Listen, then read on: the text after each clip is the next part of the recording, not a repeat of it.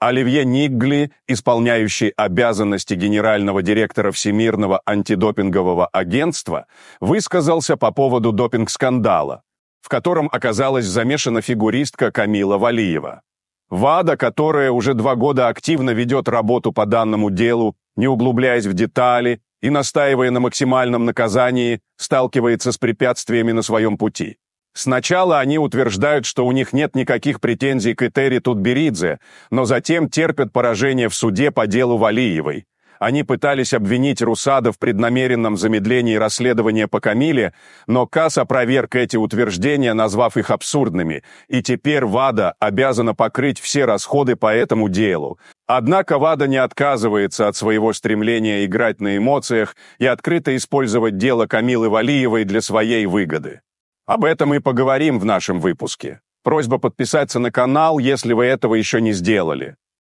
Итак, продолжим. Ниггли пытается сохранить лицо в сложной ситуации. Он говорит, что в России кто-то плохой решил поставить в трудное положение молодую фигуристку и отказался брать на себя ответственность. Вот вкратце то, что говорит Ниггли.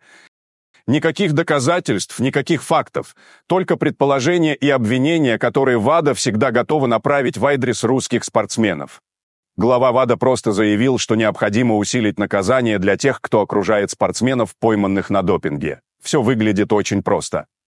Вот его слова. Этот вопрос мы рассматриваем в процессе пересмотра кодекса ВАДА, который касается всех стандартов, которые к нему прилагаются. И, конечно, будет обсуждение того, можно ли усилить нынешние правила. Тем не менее, они уже довольно сильные.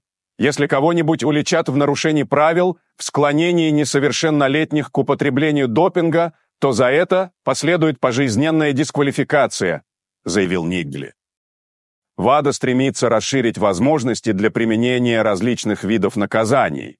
Для этого необходимо внести изменения в некоторые правила и пересмотреть некоторые законы. Вот что Ниггли говорит по этому поводу. Так что дело не в том, что мы начинаем с самого нижнего уровня, но есть вопросы, которые мы могли бы внедрить. Вместе с тем мы призываем правительство принимать соответствующие законы, потому что часто окружение не входит в сферу спортивной юрисдикции. Постепенно Оливье Ниггли приходит к выводу, что в деле Валиевой кто-то пожертвовал Валиевой, чтобы избежать наказания.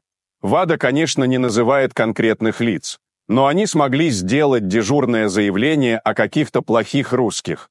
Этот вывод следует из следующих слов антидопингового чиновника. Это могут быть люди, которые окружают спортсменов, но на самом деле не являются членами федерации. И для этого спорт мало что может сделать. Но очевидно, что вкус этого дела таков, что очень неприятно, когда вы видите, что был сделан выбор пожертвовать спортсменкой вместо того, чтобы указать на того, кто на самом деле помогал ей принимать допинг. Наблюдая за тем, как ВАДА борется с допингом, направляя свои усилия против наших лучших спортсменов, трудно верить в честность этого агентства. Вспомним, например, 2016 год и один важный момент в документах, которые стали доступны после утечки из ВАДА. Во время допинг-тестов, проведенных на Олимпиаде в Рио-де-Жанейро, у звезды сборной США по гимнастике Симоны Байлз был обнаружен психостимулятор метилфенидат. Но в ЮСАДА сразу же заявили, что это все разрешено, вот документы, у нее просто синдром дефицита внимания и гиперактивности. Тогда американской гимнастке было 19 лет, и она была признана иконой спортивной гимнастики. На той Олимпиаде она завоевала 4 золотые и 1 бронзовую медаль.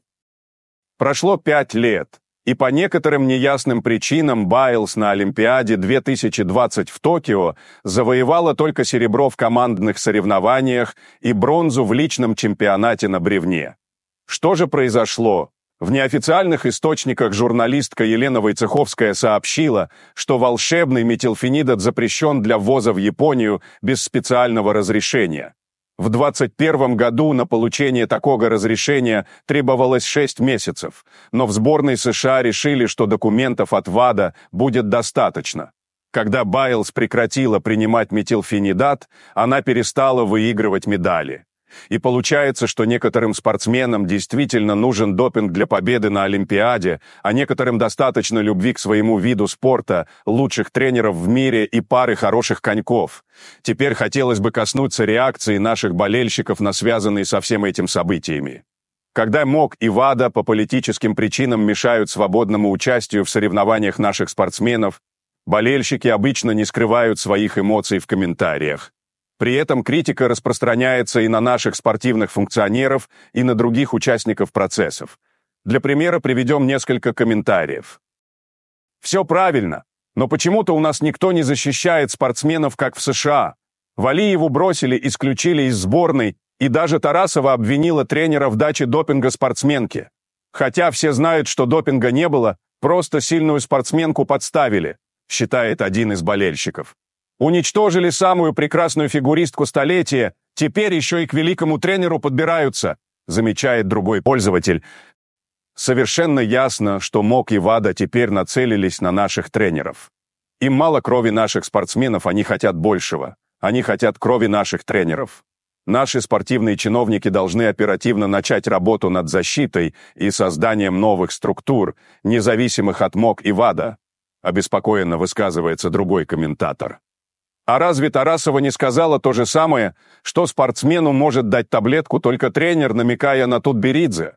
Вот ВАДА и отреагировала на высказывание Тарасовой.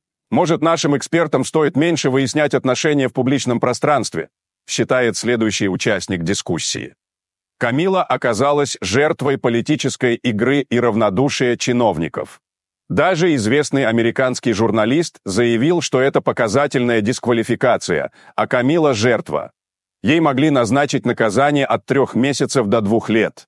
Это первый случай такого беспощадного подхода, делится своими мыслями один из участников. Согласен с Нигли, за проблемы с Валиевой должны нести пожизненную дисквалификацию министр спорта России и юридический отдел этого министерства.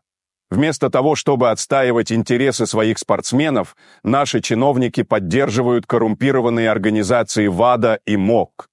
Хотелось бы задать вопрос, не имеют ли они какую-то связь с этими организациями?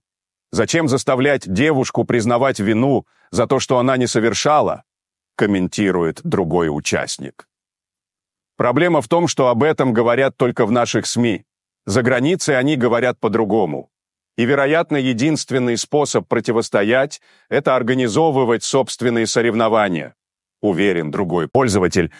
А что насчет этого всего думаете вы, уважаемые зрители? Делитесь своим мнением в комментариях. И не забудьте подписаться на канал, если вы этого все еще не сделали. Всем пока!